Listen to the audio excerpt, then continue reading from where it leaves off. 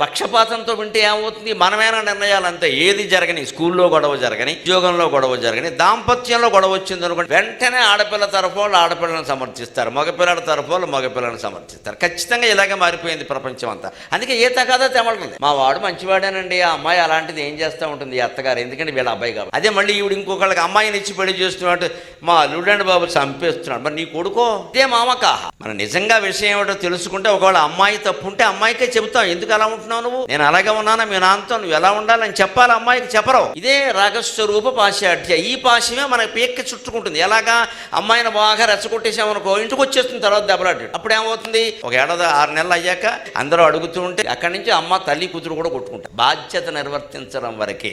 Love needs responsibilities. వాళ్ళు అన్నం తింటున్నారా, ఆరోగ్యంగా ఉన్నారా, వారి ఉద్యోగాలు బాగా చేసుకుంటున్నారా, కాపరాలు బాగా చేసుకుంటున్నారా అని ఆలోచించాలి. ఇంకంతకంటే ఏం అక్కర్లేదు. అక్కడ వదిలేయాలి ఆ విషయాన్ని. ఇదే రాగస్వరూపం.